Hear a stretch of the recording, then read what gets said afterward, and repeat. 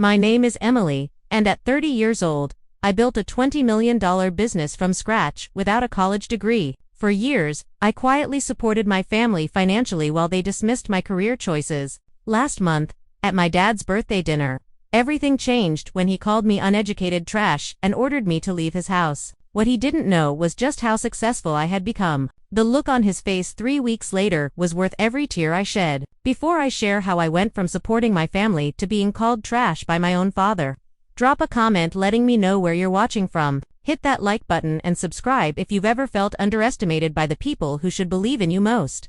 I grew up in a middle-class neighborhood in Boise, Idaho, where expectations were clear and traditional. My father, Robert, was an accountant at the same firm for 30 years and believed with absolute certainty that college was the only legitimate path to success. My mother, Susan, taught elementary school and quietly reinforced his views. From an early age, I sensed I was different from my siblings, Michael and Sarah, who both embraced the conventional route. Even at age 10, I showed signs of an entrepreneurial spirit that puzzled my parents. While other kids played after school, I ran an elaborate lemonade stand with different flavor options and loyalty cards for regular customers. By 13, I was fixing computers for neighbors, charging $20 per hour when the local repair shop wanted $75.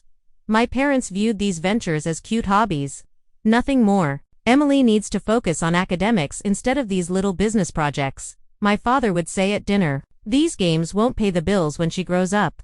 High school was challenging. I maintained decent grades but spent my free time reading business books and following entrepreneurs online. While my siblings joined clubs that would look good on college applications, I launched an online store selling customized phone cases I designed myself, making nearly $2,000 before graduation. Despite my reluctance, I enrolled in community college to appease my parents. One semester was all it took to confirm what I already knew.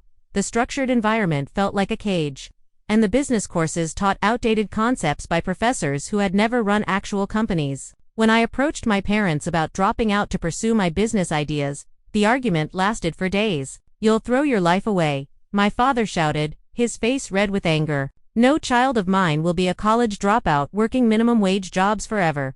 Nevertheless, I left school at 19 with only $2,000 saved from my various side hustles. Those first months were brutal. I rented a tiny studio apartment in a questionable neighborhood in Spokane, Washington, the kind where you never do laundry after dark. I survived on ramen noodles and discount grocery items while working 18-hour days building my e-commerce platform. My first 3 business attempts failed completely. I lost money on a dropshipping venture when suppliers sent defective products. My social media management service collapsed when I underpriced my work and burned out trying to serve too many clients. My attempt at creating handmade jewelry couldn't scale beyond occasional sales at local markets. Each failure taught valuable lessons that no college course could provide. I learned about supply chain management the hard way, discovered proper client contract structures through painful experience, and understood production scalability by hitting its limitations firsthand.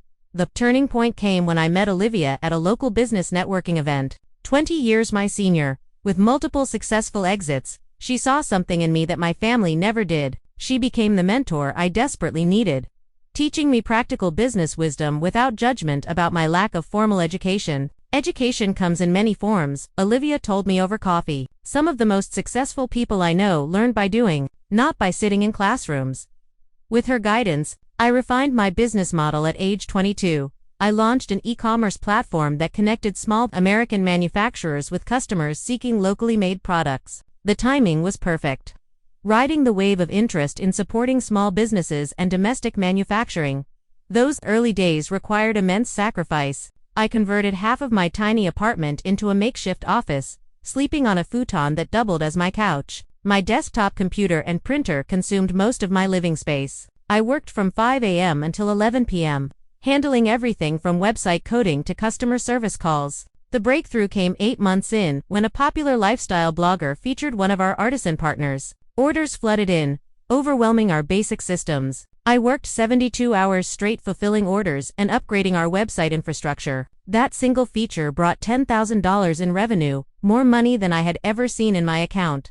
I called my parents, excited to share my progress. My father responded with cautious skepticism. "That's nice, honey, but it's probably just temporary. You know, "You can always go back to college when this thing runs its course." His words stung. But they also fueled my determination. I would prove him wrong, not with arguments, but with undeniable success. The next 5 years were a blur of relentless growth and challenges. My e-commerce platform, which I named Heartland Crafted, expanded beyond its initial concept. We started with just 27 artisan partners in 3 states. By year 3, we represented over 400 manufacturers and craftspeople across all 50 states, connecting them with customers who valued American-made products. Every stage of growth brought unique challenges. When our server crashed during a major promotion, I stayed up for 48 hours straight working with developers to restore the site, answering customer emails personally to maintain goodwill. When a larger competitor tried to poach our top sellers with promises of better terms, I drove to meet each one in person, strengthening relationships and improving our commission structure. The most difficult period came during year 2, when cash flow nearly strangled the business. We were growing too fast for our capital base, with inventory needs outpacing revenue. I went without a salary for 4 months, moved to an even smaller apartment to cut expenses, and negotiated extended payment terms with suppliers. Those months taught me financial discipline that would serve me well as the company expanded. Major milestones came in rapid succession. Our first office was a converted industrial space in downtown Spokane, where I hired 3 employees to handle customer service and seller relations. Crossing $1 million in annual revenue happened midway through year 3, a moment I celebrated alone with a single glass of champagne in my office after everyone left. Through it all, I kept my growing success relatively quiet with my family. They knew I had a website business that was doing okay, but I downplayed the true scale of our growth. Their initial discouragement had created a barrier I couldn't bring myself to cross. Some part of me hoped they would eventually ask detailed questions about my work, showing genuine interest, but those conversations never materialized. Despite their lukewarm support, I continued helping my family financially whenever needed. When my mother was diagnosed with breast cancer during year 4 of my business, I anonymously paid the $75,000 in medical expenses not covered by insurance. My father mentioned an insurance settlement that had saved them from medical debt, never suspecting the source. My brother Michael faced challenges with the down payment for his first house. His bank account fell $40,000 short of what he needed. I created a family loan through a separate account, making it appear as though it came from a distant uncle. He accepted the money readily but continued making comments about getting a real job with benefits. Whenever we discussed my career, my sister Sarah had dreamed of a perfect wedding since childhood. When her fiancé James lost his job 6 months before the ceremony, I covered the $50,000 shortfall for the venue and catering. Sarah knew the money came from me but minimized my contribution at family gatherings, referring to my little website business that was having a good year. The disconnect between my actual success and my family's perception created an increasingly painful internal conflict. By day, I led strategy meetings for a multi-million-dollar company, made decisions affecting hundreds of partner businesses, and negotiated with major retail chains for exclusive collections. By night, I fielded texts from family members who treated me like the college dropout who got lucky with an internet thing. My company headquarters expanded to a full floor in a downtown office building in Spokane with 38 full-time employees and a robust internship program. Our valuation reached $20 million after a profile in Business Insider brought attention from several investors. I maintained majority ownership, turning down acquisition offers that would have made me wealthy but cost me control of my vision. As my father's 65th birthday approached, I made a decision. It was time to be honest about my success, not to boast, but to finally break through the misconceptions and perhaps gain the respect I had been seeking for years. I purchased a substantial gift, a fully paid retirement investment account, and planned to present it, along with the truth about my business, at his birthday dinner. The night before the dinner, I rehearsed what I would say. I was no longer the uncertain 19-year-old seeking approval. I was a successful entrepreneur who had created opportunities for hundreds of American manufacturers and dozens of employees. Surely that would finally earn my father's respect and change how my family viewed my unconventional path. I couldn't have been more wrong. The evening of my father's 65th birthday began pleasantly enough. Their house in Boise looked exactly as it had throughout my childhood, with the same furniture and family photos lining the walls. The only new addition was a large television my brother had purchased for them last Christmas, conspicuously displayed as a symbol of his financial contribution to the family. My mother greeted me with her typical restrained affection, a quick hug and pat on the back. You look nice. Emily, did you cut your hair? It was the same haircut I had maintained for 3 years. Michael arrived with his wife, Laura, both dressed immaculately in business casual attire that subtly communicated their upper-middle-class status. Sarah and James came shortly after, with Sarah immediately launching into stories about her recent promotion at the accounting firm where she followed in our father's footsteps. The partners are already hinting that I might make junior partner next year, she announced, while helping arrange appetizers, youngest in firm history.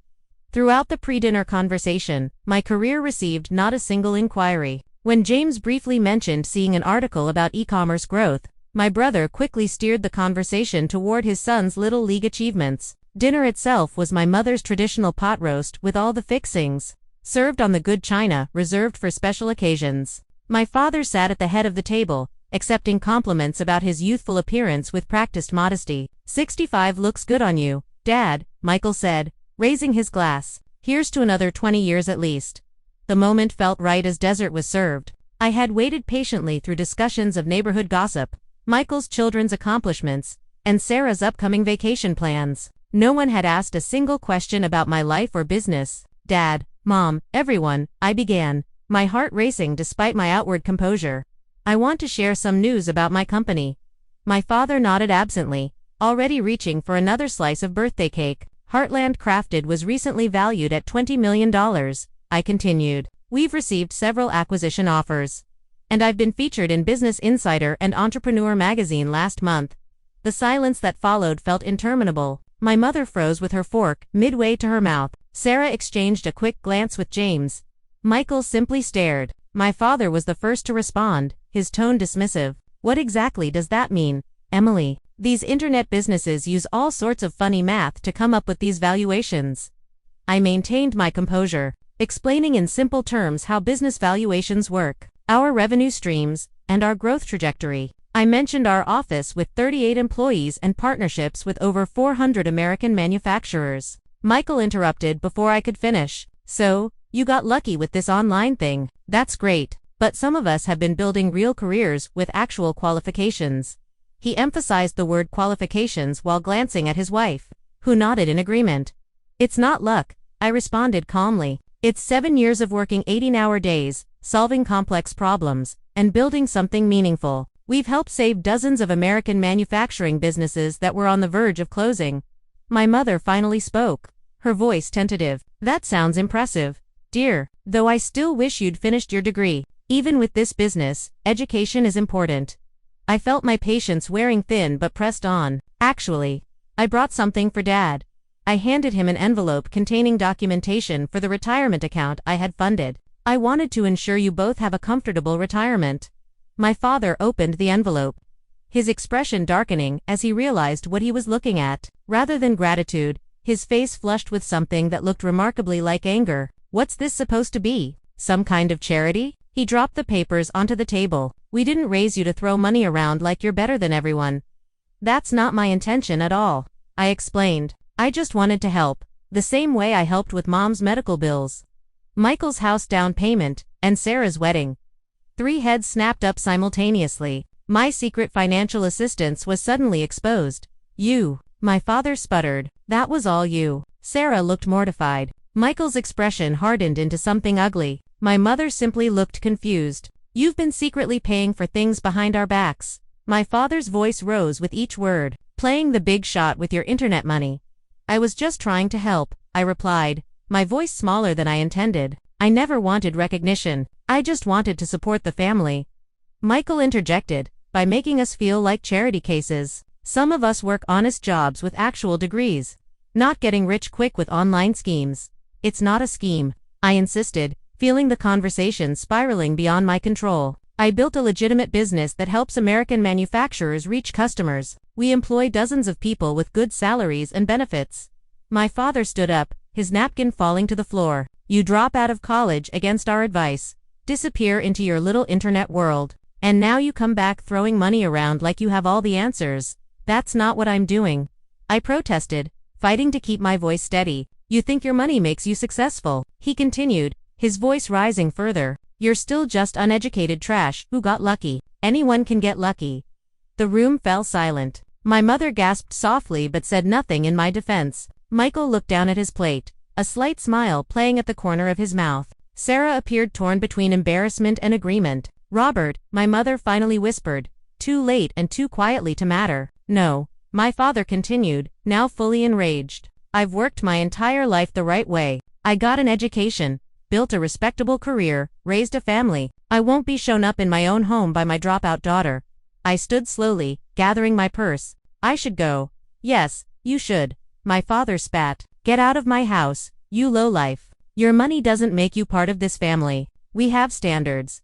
The words hit like physical blows. I looked at each face around the table, searching for any ally, any sign of support. There was none. Happy birthday, Dad, I said quietly, walking toward the door with as much dignity as I could muster. No one followed me out. No one called after me. I got into my car, hands shaking so badly I could barely grip the steering wheel. As I pulled away from the house I had grown up in, I realized something fundamental had broken, something that could never be repaired. The drive back to my hotel was a blur of streetlights and tears. I had to pull over twice when emotion overwhelmed my ability to drive safely. The cruel irony was not lost on me. I owned a multi-million-dollar company, yet was spending the night in a hotel in my hometown because my own family's house was no longer open to me. In the sterile quiet of my hotel room, I replayed the evening's events over and over, analyzing each word and reaction. Had I been too forward, too proud? Had I misread our family dynamic? All these years, the financial help I had provided now felt like a foolish attempt to buy the approval I could never earn through my achievements alone. I pulled out my laptop and began documenting every cent I had given my family over the years. The list was substantial. $75,000 for my mother's cancer treatment, paid directly to the hospital and specialists. $120,000 for my brother's house, covering not just the down payment but additional renovations he had requested months later. $50,000 for my sister's wedding, including the venue, catering, and the honeymoon she never knew I funded. Countless smaller expenses: my father's car repair last winter, $22,000. My mother's kitchen renovation, $35,000. Christmas gifts, birthday presents, emergency expenses. All quietly handled through accounts designed to obscure their source. Nearly $300,000 in total, not counting the retirement account my father had just rejected. Money I never expected to be repaid, given freely out of love for a family that had just called me trash. My phone lit up with a text from Sarah around midnight. Dad's still upset, but he'll get over it. You know how he gets when his authority is challenged. No apology, no acknowledgement of the horrific things said. Just an expectation that I would absorb the abuse and return to the family dynamic as if nothing had happened. I did not respond. The next morning I contacted a therapist in Seattle, Washington, where I normally lived. Dr. Thompson agreed to an emergency virtual session that afternoon. Family wounds cut deepest, she observed after I recounted the dinner, especially when they target the very things we've worked hardest to overcome. Over the following days, Dr. Thompson helped me understand the complex dynamics at play. My success threatened the family hierarchy and the values my parents had built their lives around. My financial assistance, rather than earning gratitude, had created resentment by highlighting a shift in power dynamics they were not prepared to accept. Your father's identity is built around being the provider and authority, she explained. Your success challenges both roles. I began a journaling practice, documenting not just the previous night but patterns throughout my childhood. Subtle ways my entrepreneurial spirit had been discouraged. Times when academic achievements were celebrated while business successes were minimized. The constant reminder that without a degree I would never truly succeed. This process revealed how deeply I had internalized these messages. Despite outward success, part of me still felt like the family failure, the dropout who had something to prove. This explained my reluctance to openly discuss my achievements and my continuous financial support without recognition. A week after the disastrous dinner, my sister called. I let it go to voicemail. Emily, please call back. Dad feels bad about what happened. We all do. But you have to understand how it looked, you coming in and basically showing off your money. It was insensitive to the rest of us who worked hard for our careers. I deleted the message without returning the call. The narrative twist was breathtaking. Somehow, I had become the villain for simply stating facts about my business after years of minimizing my success. My brother texted next. Family is family. Let's move past this. No apology there either. Just an expectation that I would accept my designated role and the treatment that came with it.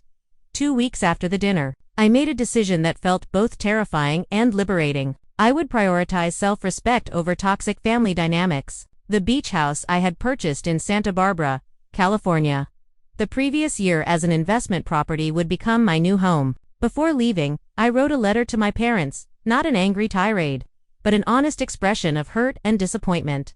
Dear Mom and Dad, I have spent years seeking your approval and respect. I have supported our family financially while downplaying my success to avoid making anyone uncomfortable. Despite building a $20 million company that helps preserve American manufacturing jobs, I have been made to feel like the family failure because I chose a different path than the one you prescribed. When Dad called me uneducated, trash, and a lowlife, it revealed how you truly see me. No amount of success will ever change that perception. I cannot continue to participate in a relationship where my worth is measured by credentials rather than character and achievement. I will always love you both, but I need to create distance for my own well-being. I hope someday we can rebuild our relationship on a foundation of mutual respect. Love.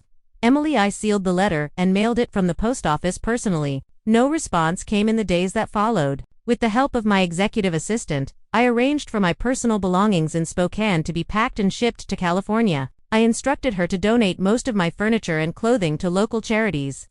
Wanting a fresh start with minimal baggage, both literal and figurative, my company could be run remotely with occasional trips back for important meetings. The leadership team I had built over the years was strong enough to handle day-to-day operations without my physical presence. As I boarded the plane to California, I felt a complex mixture of grief and freedom. The family I had tried so desperately to please was behind me, but so was the burden of seeking approval I would never receive. Santa Barbara greeted me with warm sunshine and salt-scented air, a stark contrast to the gray Idaho winter I had left behind. My beach house stood on a quiet stretch of shoreline, a modern 2-story structure with floor-to-ceiling, windows facing the Pacific Ocean.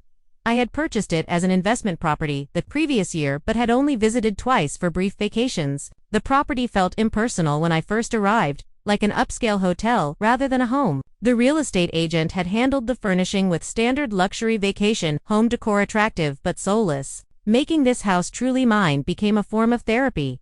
I started with the primary bedroom, replacing the generic beige bedding with handcrafted quilts from one of my Heartland crafted artisans in Oregon. The mass-produced art came down, replaced with original pieces from emerging American artists I had discovered through the business. Each morning, I woke to the sound of waves and the sight of authentic creativity surrounding me. The kitchen transformation came next. I installed open shelving to display handmade pottery from our Montana and Arizona partners. The industrial-grade appliances remained, but now colorful hand-woven textiles and locally crafted wooden serving boards warmed the space.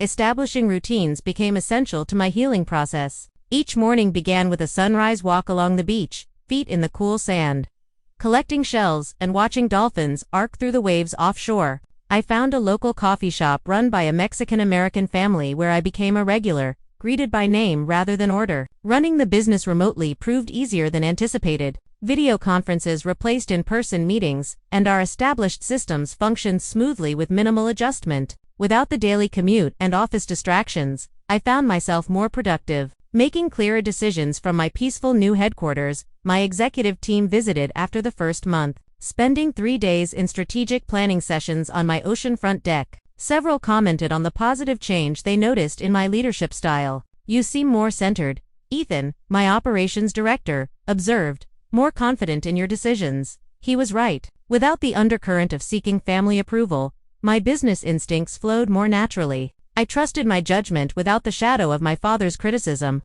hanging over each choice. Community involvement became another anchor in my new life. I joined the local Chamber of Commerce and a business women's networking group. Unlike in my hometown, where I had downplayed my success, here I was open about my company and achievements. The respect came naturally without the baggage of who I had been before my success. I befriended Sophia, the owner of a local art gallery, who introduced me to her circle of friends. These were accomplished women in their 30s and 40s who valued each other for present achievements rather than past credentials. Our weekly dinner gatherings became a highlight, filled with laughter and conversations that never once included questions about my education or suggestions that I had merely gotten lucky.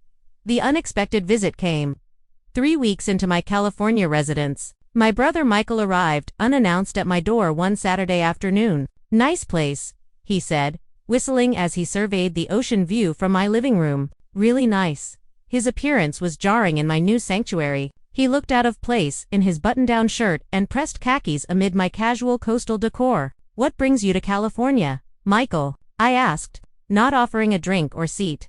Family, he replied with the same confident smile he had used to charm our parents since childhood, and I could use some advice about an investment opportunity. Maybe a loan to get in on the ground floor. Some patterns were too predictable to be surprising. Without our parents as an audience, his pretense dropped quickly. This was a financial visit, nothing more. I'm not making any loans to family members anymore, I said firmly. That chapter is closed. His expression hardened. So that's how it is. You move to your beach mansion and forget where you came from. Dad called me uneducated, trash, and kicked me out of his house. I reminded him. Is that what you came here to reinforce? Michael backpedaled quickly. He didn't mean it like that. You know how he gets. Family fights happen. That wasn't a fight. It was a revelation, I replied. Now, if you'll excuse me, I have plans this afternoon. After showing him out, I sat on my deck, watching the waves, surprisingly unshaken by the encounter. The boundaries I was establishing felt right, even if they were painful to implement. That evening, I made a significant decision. I contacted my lawyer and established an anonymous scholarship fund at the community college I had briefly attended. The Emily Carter Entrepreneurship Scholarship would provide full tuition and mentorship to 5 students annually who demonstrated entrepreneurial potential but lacked traditional academic advantages. Make sure the selection criteria focus on demonstrated initiative and creative problem solving, not grades, I instructed, and find mentors who have built actual businesses, not just taught business classes. As weeks passed, my house truly became a home. I planted a garden of native California species that attracted butterflies and hummingbirds. I adopted a rescue dog, a mixed breed named Max, who accompanied me on beach walks and slept at the foot of my bed. His uncomplicated affection was a daily reminder of how relationships should feel. I found unexpected peace in solitude. Without the constant underlying anxiety of family judgment, I discovered aspects of myself previously overshadowed by that stress. I took a pottery class at a local studio, at it but enjoying the meditative process. I tried paddleboard yoga, spending more time in the water than on the board, but laughing through each attempt. 3 weeks turned into a month, then 6 weeks. The pain of family rejection remained but transformed into something less acute, more like an old injury that occasionally ached rather than a fresh wound. I was building something new here, not just a home, but an authentic life aligned with my values rather than someone else's expectations. Then came the unexpected development that would bring my family's story full circle in ways I never anticipated. The Santa Barbara Business Journal was not a publication I normally read, but Sophia texted me early one morning, insisting I pick up a copy. Page 3. You're going to want to see this. The feature article profiled local business owners making an impact beyond California. There I was, photographed on my deck with the Pacific Ocean behind me. Under the headline, E-commerce innovator brings multi-million-dollar business to Santa Barbara. The journalist had done her research, detailing Heartland Crafted's growth from startup to $20 million valuation, our impact on American manufacturing, and my recent entrepreneurship scholarship foundation. The article painted a picture of success far more comprehensive than anything that had appeared in my hometown media. I didn't authorize this, I told Sophia when she called to congratulate me. Public records, she explained. Property transfers, business registrations. Once they knew you were here, the rest was easy to piece together. Besides, it's a great article. She was right. The piece was well researched and flattering, focusing on business accomplishments rather than personal details. I thought little more about it until the following week when my phone began lighting up with social media notifications. The article had been picked up by several larger business publications, then shared extensively through LinkedIn and Facebook. Former high school classmates suddenly remembered our friendship. Teachers claimed they had always seen my potential. Most surprising were the messages from several small business owners in my hometown, thanking me for representing what was possible without following traditional paths. You inspired me to finally launch my business, wrote one former classmate. If you could build something so substantial without a fancy degree, maybe my idea has merit. 2. The local newspaper in Boise ran a condensed version of the article with an additional angle. Local entrepreneur makes national impact. The irony was not lost on me. The The same community that had subtly reinforced my parents' disappointment now celebrated me as a hometown success story. Through this ripple effect of publicity, my family inevitably discovered the full extent of my success. The first sign came as a friend request from my cousin Rachel, followed by several other extended family members who had previously shown little interest in my life. Then came the text from my mother. Saw the article about your company. Very impressive. Dear Dad and I are so proud. No mention of his cruel words. No acknowledgement of the rift, just a casual claim of pride that had been notably absent when I sat at their dinner table. My father's voice message arrived the next day. His tone artificially jovial. Emily, big news about your company in the paper. Always knew you had it in you. There seems to have been a misunderstanding last time we spoke. Call me back when you can. A misunderstanding, that was how he characterized, calling his daughter uneducated, trash, and ordering her out of his house. 3 days later, my mother texted again. We're thinking of visiting California next month. Would love to see your new place. Let us know if that would work for you. The message landed like a stone in my stomach. 6 weeks of healing, of building a new life free from their judgment, and now they wanted to simply appear at my doorstep as if nothing had happened. I did not respond immediately, instead scheduling an emergency session with Dr. Thompson. You have several options, she advised after listening to my concerns. You can decline the visit entirely. You can agree but set strict boundaries about what you will and will not discuss. Or you can see this as an opportunity for honest conversation that might lead to healing, though that requires their willingness to acknowledge the harm done. After careful consideration, I texted my mother. You and Dad are welcome to visit, but we need to have an honest conversation about what happened at his birthday dinner before we can move forward. Please let me know if you're open to that kind of discussion. Her response came quickly. Of course, dear. We just want to put this behind us and be a family again.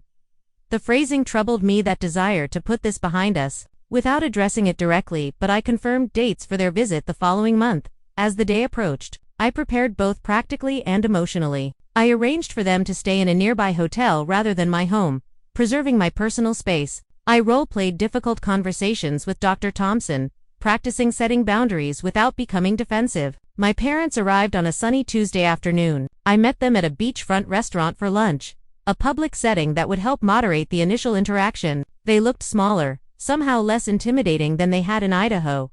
My father's confident posture seemed diminished. My mother, more nervous than I remembered. They both dressed formally despite the coastal setting, my father in a button-down shirt and slacks. My mother in a structured dress better suited to church than beach dining. This place is something else, my father said, gesturing at the turquoise water visible through the restaurant windows. You've done well for yourself, Emily. The slight emphasis on "for yourself" did not escape me.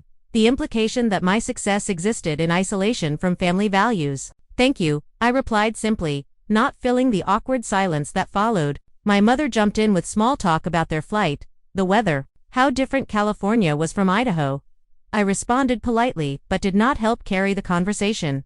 Finally, after our food arrived, my father cleared his throat. About what happened at my birthday dinner, things got a bit heated.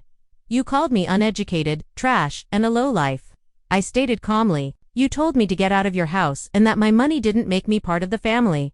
His face flushed. I was surprised by the news about your business. It caught me off guard. I may have overreacted. Not an apology, an excuse. I need to understand, I continued, maintaining eye contact. Was that reaction about me sharing my success or about learning I had been helping the family financially? Both felt like you were showing off, my mother interjected. Like you were saying you're better than us now. I never said or thought that, I replied. I spent years hiding my success to avoid making anyone uncomfortable. I helped financially because I could, and I wanted to support the family I love. My father shifted uncomfortably. Well, the way you presented it was very forward. And finding out you were behind those other things, it felt like charity we never asked. 4. The conversation continued in this vein throughout lunch. No genuine apology emerged, just justifications and attempts to minimize the severity of what had transpired. The subtext became increasingly clear. They were here because my public success made rejecting me socially awkward, not because they had reconsidered their assessment of my worth. As we finished our meal, I made a decision. I'd like to show you my home, but first I need to be very clear about something. I won't pretend the dinner never happened. I won't accept being called names or having my choices denigrated. If you want a relationship moving forward, it has to be based on mutual respect. They exchanged glances before my father nodded stiffly. That seems reasonable. When they arrived at my beach house later that afternoon, their expressions as they took in the expansive ocean view told me everything. This tangible evidence of my success was impossible to dismiss or minimize. The $20 million valuation was no longer an abstract number but manifested in beachfront real estate and tasteful luxury. "This is quite something," my father managed, his voice tight. "Would you like a tour?" I offered, as I showed them through the house, pointing out handcrafted items from Heartland-crafted artisans that decorated each room. I realized something profound. Their approval, which I had sought for so long, no longer held the power it once did. I was proud of this home and the business that made it possible. Regardless of their reaction, this revelation was perhaps the most valuable outcome of their visit, worth more than any apology they might have offered. The conversation that followed my parents' tour of the beach house was difficult but necessary. We sat on the deck overlooking the ocean, the setting sun painting the sky in shades of orange and pink that seemed too beautiful for such a tense discussion. "I want to be clear about something," my father began, his tone more conciliatory than I had ever heard it. "I'm sorry for what I said at my birthday. It was uncalled for." Regardless of how surprised I was, the apology, while welcome, carried a qualification that diminished its impact. His focus remained on his experience of surprise rather than the harm his words had caused. "What hurt most?" I replied carefully, "was that those words seemed to reveal how you truly see me. Despite everything I've accomplished." My mother reached across the table, not quite touching my hand but gesturing toward it. "We've always been proud of you, Emily. We just worried about your future without a degree." "My future is here," I said, gesturing to the house and the business that had made it possible. "I built it without a degree, but with 7 years of working harder than most people ever will. That deserves respect, not condescension." My father shifted uncomfortably. "The business world can be fickle. Companies rise and fall overnight. We just wanted security for you. I understand that concern comes from love." I acknowledged, "But there's no perfect security in any path. Plenty of people with degrees struggle financially, while others without formal education thrive. What matters is recognizing there are multiple valid paths to success."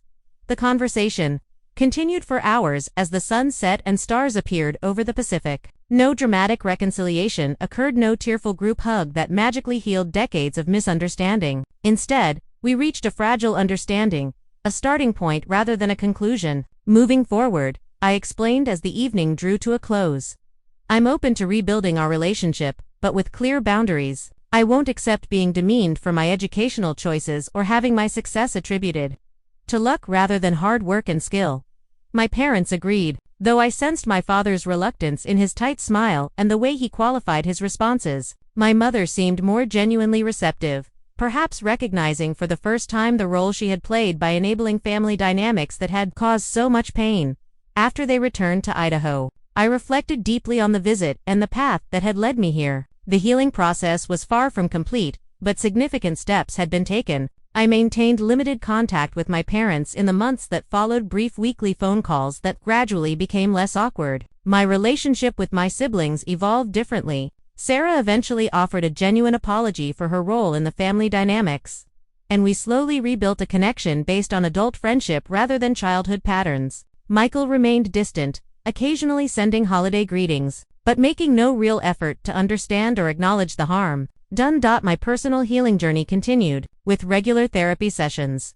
Dr. Thompson helped me recognize how family trauma had shaped my approach to business and relationships, creating patterns of seeking validation through achievement and financial generosity. "Success is not a substitute for self-worth," she reminded me, "and family approval cannot be purchased, no matter how much you give." This insight led me to establish clearer boundaries in all relationships. I became more comfortable discussing my accomplishments without minimizing them. I learned to give from genuine generosity rather than as an attempt to buy acceptance.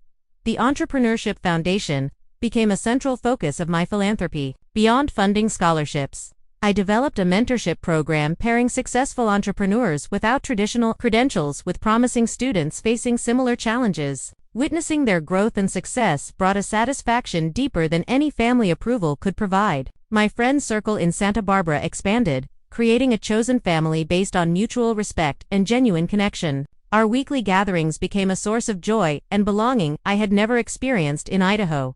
These relationships, freely chosen and maintained, taught me what healthy support should feel like. The beach house transformed completely over time, every room reflecting my authentic taste and values rather than generic luxury. The garden flourished with native plants that attracted wildlife. Max, my rescue dog, gained a companion when I adopted a second dog from the local shelter, a senior retriever named Bella, whom everyone had overlooked. Running Heartland Crafted remotely proved so successful that I implemented flexible work policies for all employees, allowing them to work from anywhere for part of the year. Productivity increased, and employee satisfaction scores reached all-time highs. 1 year after my move to California, I hosted a dinner party for my new friends. As we gathered around the table on my deck, watching dolphins play in the sunset waves, I realized how completely my life had transformed from that painful night at my parents' house to chosen family, Sophia toasted, raising her glass, and to having the courage to prioritize respect over obligation.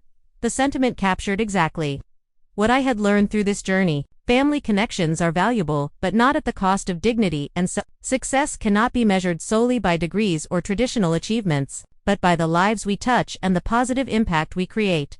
Most importantly, I learned that forgiveness does not require forgetting or continuing to accept harmful treatment. True forgiveness is an internal process of releasing anger and resentment while still maintaining boundaries that protect your well-being. My story is still unfolding, as all our stories are. The relationship with my parents continues to evolve, sometimes progressing, sometimes regressing to old patterns.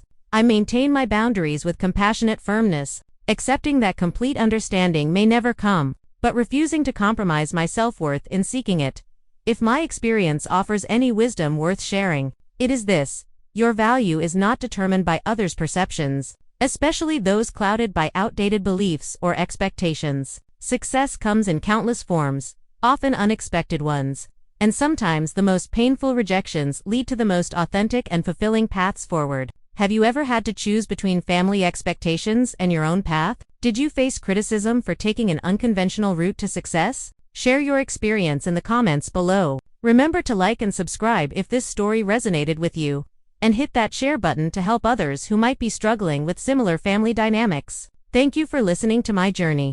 And remember that sometimes the family we create is more important than the one we were born into.